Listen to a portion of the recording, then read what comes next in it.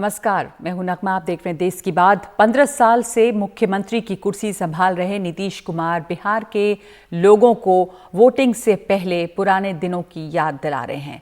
कह रहे हैं कि बिहार में जंगल राज था, नरसंहार होते थे। उधर जेडीयू आरजेडी के नेता तेजस्वी यादव नीतीश कुमार की सरकार के पिछले 15 साल के कामकाज पर सवाल उठा रहे हैं और उनको बहस की चुनौती दे रहे हैं। तेजस्वी यादव ने कहा है कि लोग नीतीश सरकार से नाराज हैं और तेजस्वी ने आज चिराग पासवान को लेकर भी मुख्यमंत्री नीतीश कुमार पर तीखा हमला बोला और कहा कि रामविलास पासवान की मौत के बाद चिराग को लेकर नीतीश का रवैया ठीक नहीं है। उन्होंने चिराग पासवान के साथ ठीक नहीं किया है। चिराग पासवान मोदी राग छेड़े हुए हैं, बीजेपी का साथ छोड़ने को वो तैयार नहीं है। क्या वाकई ऐसी स्थिति आ सकती है जब बीजेपी चिराग के करीब चली जाए, ये भी एक सवाल है।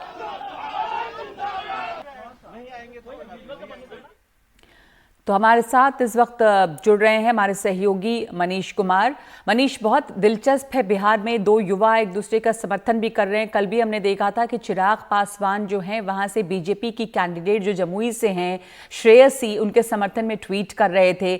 नीतीश कुमार पर ये दोनों ही मिलकर हमलावर हो रहे हैं, चाहे वो तेजस्वी हो या चिराग पासवान हो।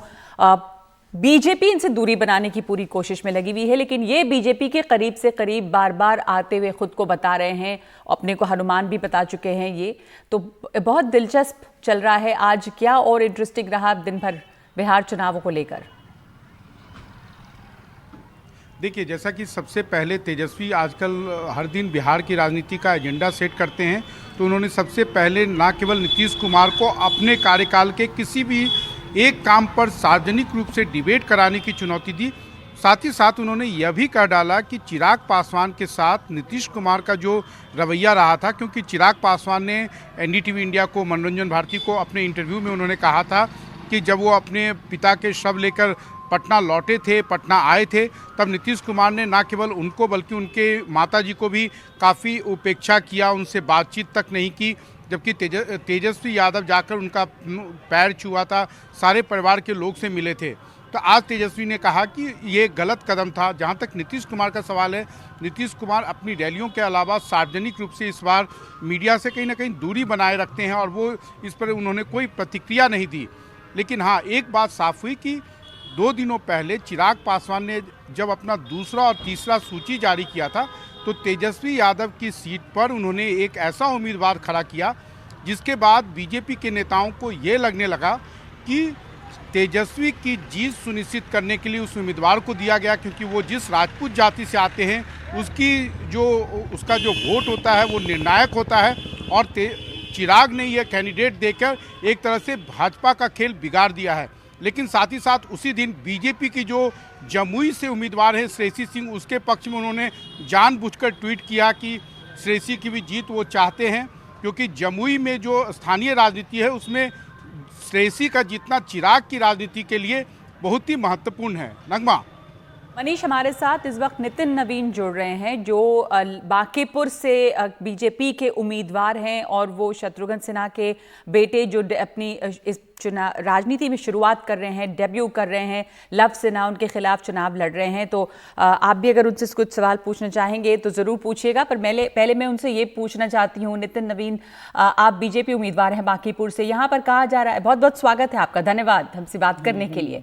बांकीपुर असेंबली सीट जो है, यहाँ पर कहा जा रहा है कि ट्रायंगुलर कॉन्टेस्ट, त्रिकोणीय मुकाबला है क्या, क्योंकि यहाँ पे शत्रुघ्न सिन्हा के लड़के लव सिन्हा भी खड़े हैं और एक नई पार्टी है प्लूरल्स पार्टी, जिससे पुष्पम प्रिया चौधरी हैं, जो ये उम्मीद लेकर लोगों को दिला रही हैं कि वो किस तरह बदलाव चाहती हैं, युवा हैं, बाहर से पढ़कर आई हैं। तो ये मुकाबला आपके लिए कितना मुश्किल होगा? याद ये भी रखना ज़रूरी है कि पार्लियामेंट्री सीट जो है वो शत्रुघ्न सिन्हा की रही है, ये पटना साहिब के अंतर्गत आती है और वो यहाँ से बार बार जीते हैं, लेकिन हाँ, ये ज़रूर है कि बीजेपी की टिकट पे जीते हैं। देखिए, जहाँ तक इस सीट की बात है, तो इस सीट का ट्रैक रिकॉर्ड आपको जरूर पता होगा। ये भाजपा का सीट है और स्पष्ट रूप से भाजपा के लोगों ने इसको मेहनत करके बनाया है। और जहाँ तक आपने कहा कि शत्रुघ्न सिन्हा जी का है, तो निश्चित रूप से हमारे सांसद रहे थे और 2019 का चुनाव भी आप सभी के सामने जेहन में होगा कि 2019 का रिजल्ट क्या रहा और जी। जनता ने किस प्रकार से मैंडेट दिया। अब जबकि चुनाव आपके हिसाब से जो त्रिकोणीय लग रहा है, मुझे तो कोई कोण नहीं लग रहा है।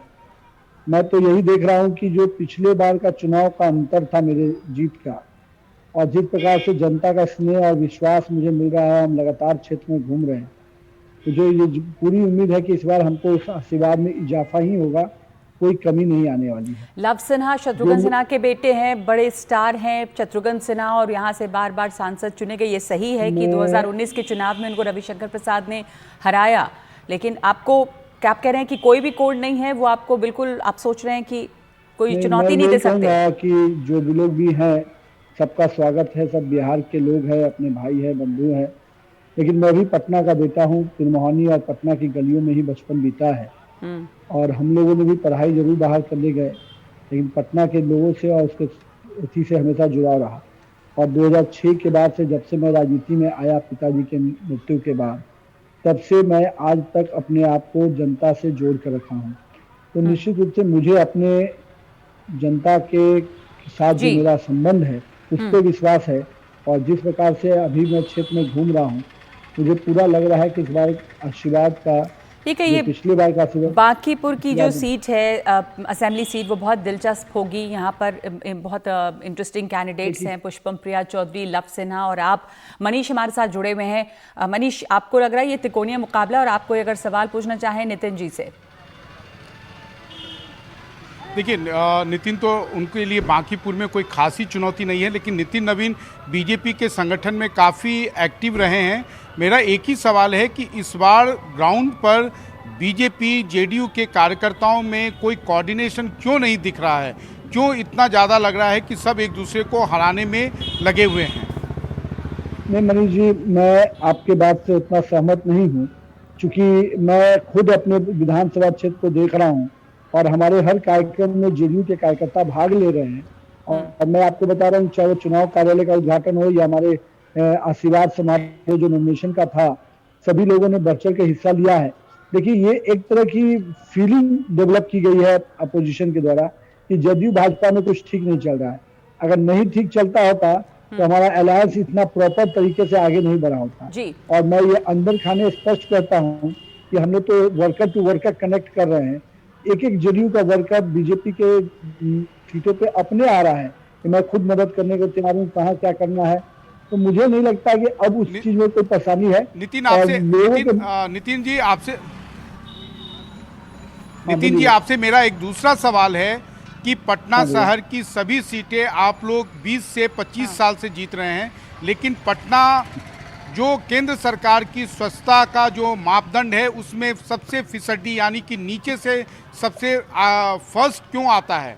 ऐसा क्यों है? आपके पास नगर विकास मंत्रालय है, आप लोग सारे विधायक हैं, आपके मेयर हैं, आपके नगर विकास मंत्री हैं, उसके बावजूद पटना शहर इतना गंदा क्यों है? देखिए सर, मनीष जी, आप इस पटना के सफर को भी आपने देखा है, पटना में क्या स्थितियां थी और आज जो चीज कह रहे हैं। नितिन जी, इससे मैं जोड़ दूं, हम सब पटना को जानते हैं, पटना के हैं। पटना उसके पहले बहुत अच्छा भी था।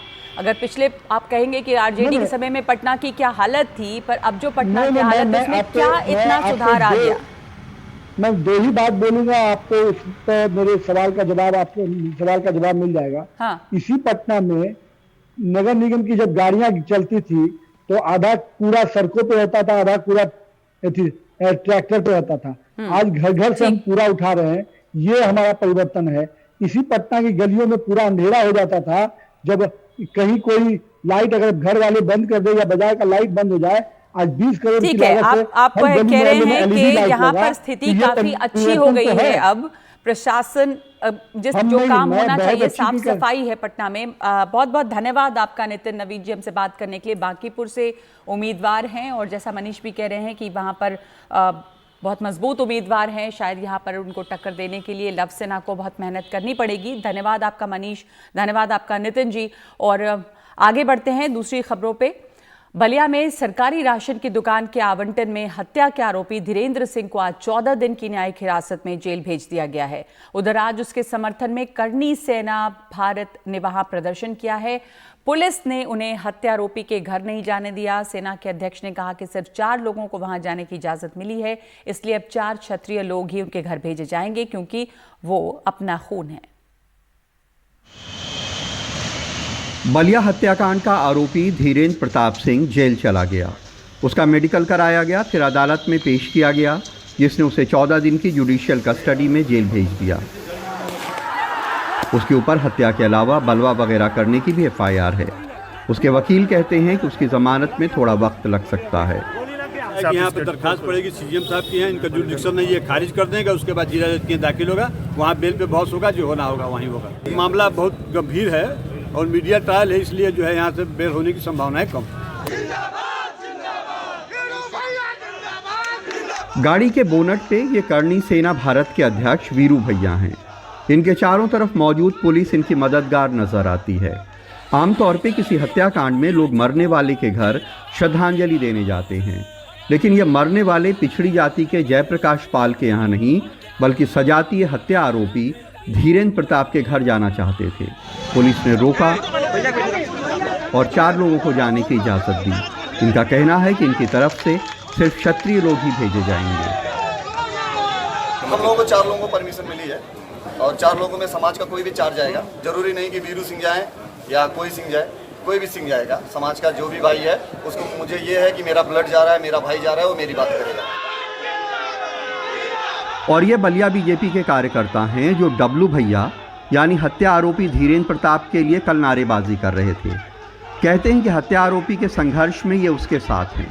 बीजेपी के स्थानीय MLA सुरेंद्र सिंह भी हत्या आरोपी की पैरवी करते रहे हैं।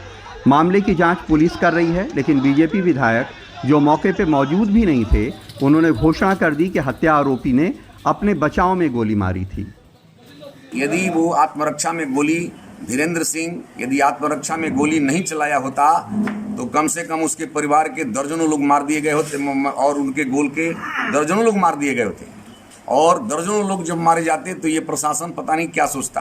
अपराध समाज में हमेशा होते रहे हैं और शायद हमेशा होते रहेंगे, लेकिन हाथरस से लेके बलिया तक जिस तरह रेप के आरोपियों से लेके हत्या के आरोपियों तक को बचाने के लिए उनके सजातीय लोग धरना प्रदर्शन कर रहे हैं, जांच करने वाली एजेंसियों और सरकार के ऊपर दबाव बना रहे हैं, ये एक बहुत खतरनाक ट्रेंड है। बलिया में करुणा सिंधु और लखनऊ में कैमरामैन राजेश गुप्ता के साथ कमाल खान, NDTV इंडिया।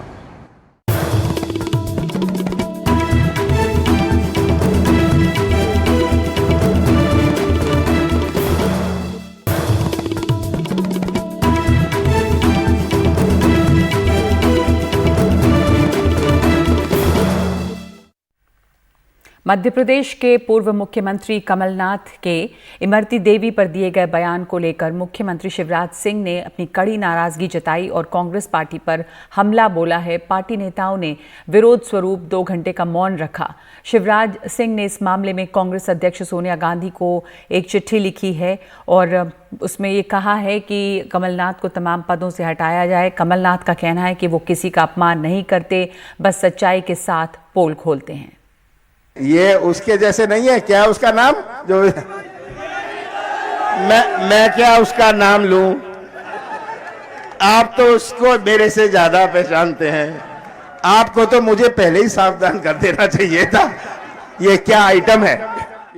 पूर्व मुख्यमंत्री कमलनाथ के इस बयान पर पूरी बीजेपी हमलावर हो गई। मध्य प्रदेश की राजधानी भोपाल में शिवराज अपने कैबिनेट सहयोगियों के साथ तो ग्वालियर इंदौर में दूसरे बड़े नेता 2 घंटे मौन पर बैठे। मौन तोड़ा तो कांग्रेस पर हमला किया। मुझे आपने नालायक कहा, घुटना टेक कहा, कलाकार कहा, नंगा भूखा कहा, मैंने आपत्ति नहीं की। लेकिन एक अनुसूचित जाति के गरीब घर में पैदा हुई, मजदूरी करने के बाद अपने परिश्रम और सेवा के बल पर मंत्री के पद तक पहुंची एक बहन के खिलाफ तुमने टिप्पणी की। उसके बाद अफसोस का एक शब्द भी आपके मुंह से नहीं निकला। बेशर्मी की हद है ये। अब आप उस अमर्यादित टिप्पणी की परिभाषा बता रहे हैं, व्याख्या कर रहे हैं। कभी कमलनाथ सरकार में कैबिनेट मंत्री रहीं और अब पाला बदलकर कमल पकड़ने वाली इमरती देवी ने भी अपने पुराने मुखिया को खूब खरी खोटी सुनाई। मैं सोनिया गांधी जी से पूछना चाहती हूँ कि वो भी एक माँ है, वो भी एक महिला है, और इनके चाहते ऐसे बात कर रहे। ऐसे में सोनिया गांधी जी से निवेदन करना चाहती हूँ कि ऐसे लोगों को अपनी कांग्रेस पार्टी में, अपनी पार्टी में ना रखें। वो राष्ट्रीय अध्यक्ष और राष्ट्रीय अध्यक्ष में निवेदन करना चाहती हूँ, एक ऐसी की महिला कि मेरे ऊपर ऐसे ऐसे शब्द बोल रहे, चाहे राहुल अजय भैया हो, चाहे कमलनाथ जी हो, अगर ऐसे शब्द बोलेंगे तो हमारी महिला कैसे बाहर निकलेंगी? हमारी महिला तो बाहर निकल ही नहीं सकती। वहीं खंडवा पहुंचे कमलनाथ ने कहा कि उन्होंने किसी का अपमान नहीं किया। Item number 1, item number 2, item number 3 किसी का अपमान है? तो ये आज शिवराज सिंह तो बहाना ढूंढ रहे हैं, बैठ गए अनशन में कि मैंने किसी का अपमान कर दिया। कमलनाथ किसी का अपमान नहीं करता। मैं तो सच्चाई के साथ आपकी पोल खोलता, आपको बोलने का कुछ नहीं है। मामले में मुख्यमंत्री शिवराज सिंह चौहान ने कांग्रेस अध्यक्ष सोनिया गांधी को खत लिखकर कमलनाथ पर कार्रवाई की मांग की है, तो वहीं बहुजन समाज पार्टी के अध्यक्ष मायावती ने भी ट्वीट कर कांग्रेस को घेरा। बीजेपी के मौन पर कांग्रेस हमलावर हुई। इमरती के नाम पर नहीं, खंडवा में सिंधिया की रैली में एक बुजुर्ग किसान की मौत के मामले में। वो घटना मेरे समक्ष नहीं घटी थी, मेरे आने के कई घंटे पहले घटी थी, लेकिन फिर भी पहला कदम किसी का नाम लेने के पहले मैंने 2 मिनट का मौन, उनके प्रति श्रद्धांजलि मैंने अर्पित की। 1 मिनट का मौन धारण करने की घोषणा हुई मंच से, और 27 सेकंड बाद सिंधिया जी बोल उठे। 1 मिनट का मौन आप इस देश के, प्रदेश के किसान के सम्मान में नहीं रख सकते। एक आप उस सड़क पे उतरने की बातें करते थे, लेकिन उस किसान के जो है पार्थिव शरीर को सम्मान देने के लिए आप मंच से नीचे नहीं उतर पाए। ऐसे ढोंगियों और पाखंडियों के खिलाफ जो है धरने पे बैठना चाहिए। मध्य प्रदेश में 28 सीटों पर उपचुनाव है, वोट डाले जाएंगे 3 नवंबर को।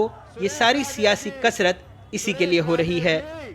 कोई महिला के खिलाफ अमर्यादित टिप्पणी पर मौन रख रहा है तो किसी को ऐतराज़ है कि किसान की मौत पर पूरा मौन क्यों नहीं रखा।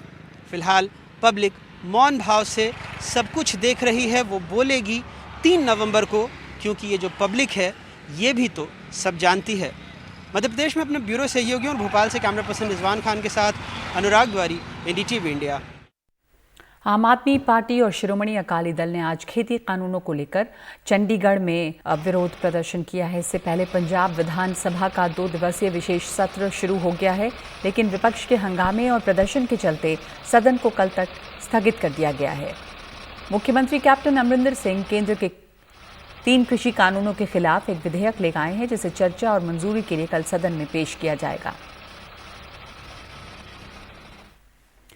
हमारे साथ मोहम्मद गजाली हैं। इसके ऊपर लगातार खेत कानूनों को लेकर विरोध प्रदर्शन हो रहे हैं। आम आदमी पार्टी, शिरोमणि अकाली दल, साथ साथ 2 दिवसीय विशेष सत्र भी शुरू हो चुका है। ये पूरा विरोध प्रदर्शन और इसके ऊपर जो राजनीति हो रही है, गजाली, वो आपको क्या लग रहा है कि किसी मुकाम तक पहुंच रही है? किस दिशा में जा रही है ये? देखिए, अगर आज दिन भर की कार्रवाई की बात करें तो 2 दिन का स्पेशल सत्र कहा गया था, लेकिन सत्र जो है 11 बजे शुरू होकर करीब 1 बजे खत्म हो गया, क्योंकि वहां पर जो आम आदमी पार्टी और अकाली दल के विधायक हैं वो ये मांग कर रहे थे कि जो भी केंद्रीय कृषि कानून को निगेट करने के लिए, खंडन करने के लिए, बाईपास करने के लिए आप जो भी बिल ला रहे हैं या रिजोल्यूशन ला रहे हैं, उसके कंटेंट्स हमारे साथ जरूर शेयर कीजिए। यही दोनों मुख्य विरोधी पार्टियों की डिमांड थी सरकार से। सरकार ने वो बात नहीं मानी। सरकार का कहना था कि वो लेके आ रहे हैं, कंसल्टेशन प्रोसेस में है अभी कॉन्स्टिट्यूशनल एक्सपर्ट्स के साथ। अब अभी भी उसके बाद ये होता है कि सदन जो है कल तक के लिए 10 बजे तक के लिए मुलतवी हो जाता है या एडजर्न हो जाता है। उसके बाद अकाली दल के जो विधायक हैं वो धरना प्रदर्शन करते हैं, लेकिन अभी भी फिलहाल ये क्लियर नहीं है कि कल का जो आखिरी दिन है सत्र का, क्या वो आखिरी दिन ही होता है या बिजनेस एडवाइजरी कमेटी के लोग जो हैं उसको एक दिन और बढ़ाते हैं, और क्या कौन सा बिल आएगा। क्योंकि जितने भी लीगल एक्सपर्ट्स से हमने बात की, उनका यही कहना है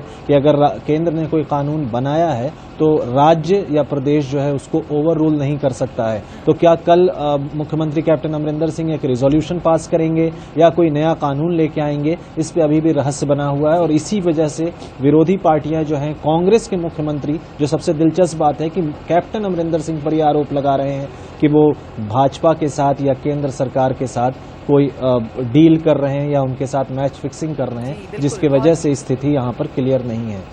ये बहुत दिलचस्प है कि दरअसल हो क्या रहा है पर्दे के पीछे, और ये खुद उनकी पार्टी के लोग भी सवाल उठा रहे हैं, अमरिंदर सिंह की पार्टी के लोग। शुक्रिया आपका गजाली। इस वक्त देश की बात में एक ब्रेक लेते हैं और उसके बाद बात दिवाली की। दिवाली आने वाली है और उस मौके पर बाजार का अब क्या हाल है।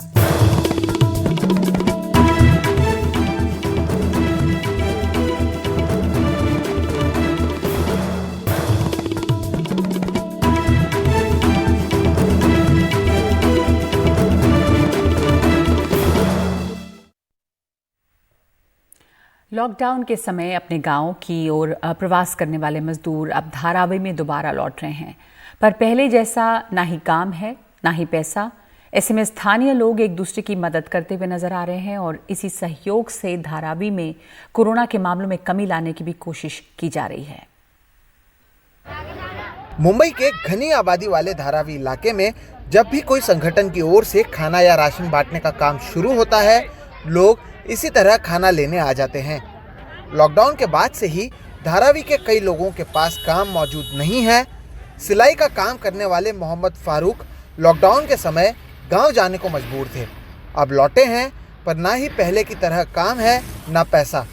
ऐसे में इस तरह से मिलने वाले मदद से उनका कुछ पैसा बच जाता है।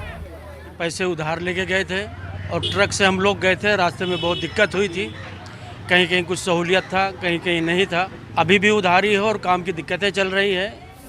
यही हाल जन्नतुल निशात का है। ये खाना बनाने का काम करती हैं, पर अब कोई खाना खाने नहीं आता है। स्थानीय लोगों और संगठन की ओर से इन्हें खाना और राशन दिया जा रहा है, जिसके वजह से मुश्किल से घर चल जाता है। बहुत परेशानी है, बहुत परेशानी। क्या हुआ था? थोड़ा बहुत तो राशन वाशन मेरा दे दिए, उसी में चल रहा था कैसा भी करके। अभी तो वैसे है, बस अभी 2-4 लोग खाने वाले मिले, बस उसी में कैसा भी करके चला रही हूँ घर। और ये घर भाड़े से है, 5000 भाड़ा, इसका बहुत अभी तो तकलीफ ऐसी है, क्या करूँ फिर। कोरोना की शुरुआत में तेजी से बढ़ रहे मामलों के कारण धारावी सुर्खियों में रही, पर इलाके में कोरोना के मामलों को कम करने में स्थानीय मौलवियों का बड़ा हाथ रहा है। मुस्लिम बहुल इलाकों में मौलवी घूम घूम कर लोगों से कोरोना के बचाव के लिए बने सभी नियमों का पालन करने की अपील करते हैं, जिसका असर भी देखने मिल रहा है। हम भी उनको समझाने की कोशिश करते हैं कि भाई इस बीमारी को हकीकत में समझो और इससे हम सबको लड़ना है, इससे बचना है। इसके जो नुकसान हैं वो सब बड़े पैमाने पर होंगे, हम सब इससे सेफ रहेंगे तो हमारा ही फ़ायदा है। शुरू में हमने एक टीम स्टार्ट की 10 मौलवियों की। हमने देखा कि भाई ये जब जाकर बोलते थे, जो ख़ास तौर पर जो बुज़ुर्ग थे वो उनसे ज़्यादा मुखातिब हो रहे थे कि नहीं ये आप, क्योंकि उनके पीछे वो नमाज़ पढ़ते हैं तो उनकी बात को वो ज़्यादा अहमियत देकर उसको उसमें सच्चाई उन्हें समझ आ रही थी। और फिर आहिस्ते आहिस्ते एक चर्निंग प्रोसेस हुआ, लोगों में अवेयरनेस शुरू हुआ। कुछ महीने पहले कोरोना की वजह से कोई भी व्यक्ति धारावी में आने को तैयार नहीं था, लेकिन लोगों के सहयोग की वजह से चीज़ें सुधरी और अब लोग यहाँ पर आ रहे हैं। अब भी ज़रूर कई परेशानियाँ बरकरार हैं, लेकिन लोगों को भरोसा है कि एक दूसरे के सहयोग से वो सारी परेशानियों को इसी तरह से दूर कर देंगे। मुंबई से कैमरा पर्सन प्रवीण जिरोहित के साथ सोहित मिश्रा, एनडीटीवी इंडिया।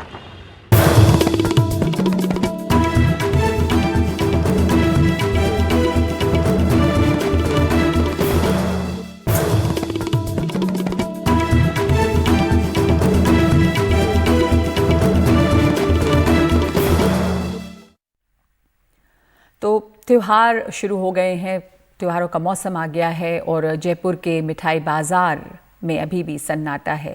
मिठाई बाजार फीका है। कोरोना की वजह से लोग बाजार से मिठाई खरीदने से डर रहे हैं, इसलिए कारोबार मंदा है। आमतौर पर साल के इन दिनों में मिठाई की दुकानें सामान और ग्राहकों से भरी रहती थी, लेकिन इस दफ़ा हर तरफ सन्नाटा है। हरि मिष्ठान भंडार जयपुर के हवा महल के पास इस मिठाई की दुकान पे न सिर्फ पर्यटकों लेकिन शहर के खरीदारों का भी जमावड़ा रहता था। त्योहारों का सीजन शुरू हो चुका है, लेकिन इस बार मिठाइयों की दुकानों पे पहले जैसी रौनक नहीं दिखाई दे रही है। 80 साल पुरानी ये दुकान प्रदीप जोटवानी को विरासत में मिली है। उनका कहना है कि कोरोना के चलते खरीदार कम है और उन्होंने करीब 30% काम कम कर दिया है। 1 जून को शॉप ओपनिंग की थी, उसके बाद से तो मार्केट बिल्कुल डाउन है। टूरिस्ट है नहीं, लोग बाहर निकलने नहीं है, क्योंकि लोगों में अभी दहशत है। जब तक इसकी वैक्सीन नहीं आएगी तब तक कोई इसका इलाज ही नहीं है। अभी तो सिर्फ जो हमने ये फेस पे लगा रखा मास्क, यही एक तरह से दवाई है, यही वैक्सीन है। तो टोटल आपका जो प्रोडक्शन है उसमें आपने कितना कम किया है? बहुत कम किया, मतलब 30% किया कम। 30% बिल्कुल कम किया। जयपुर के मिठाई की दुकानों में खासियत यह है कि आज भी मिठाई हाथ से बनती है, लेकिन खरीदार कम है और ऐसे में मिठाई की दुकानों पे काम करने वाले हलवाइयों के भी धंधे पे असर पड़ा है। जहां रोज 5 से 7 हलवाई लगाए जाते थे, वहां 3 या 4 से काम चल रहा है और उन्हें भी हर रोज रोजगार नहीं मिलता है।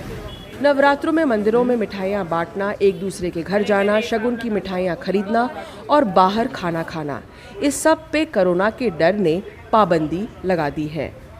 सेल तो कम है ही, बहुत कम है, कम नहीं बहुत कम है सेल तो अभी मंदिर वगैरह कुछ नहीं खुले तो नवरात्रों में प्रसाद नहीं बढ़ता और बाकी लेबर नहीं है लोगों के पास, लेबर गांव गई हुई है तो कोई भी दिवाली पे मिठाई बांटने की कोई उम्मीद लग नहीं रही, तो इस वजह से अभी सेल कम ही है। लास्ट ईयर से तो बहुत कम है मैम, लास्ट ईयर 50%। कोरोना का डर है लोगों में कि कहीं से बाहर से कोई भी चीज़ें नहीं ली जाए। कोरोना की वजह से काफ़ी लोग हैं जो परचेज़ नहीं कर पा रहे हैं, घर का ही खा रहे हैं। जितना पॉसिबल हो कि घर पे ही बनाए, घर पे ही खाएं। कोरोना की वजह से लोग बाहर नहीं खा रहे। जी जी। जहां मिठाइयाँ एक के ऊपर एक भरी रहती थी, वहां अब जगह खाली है।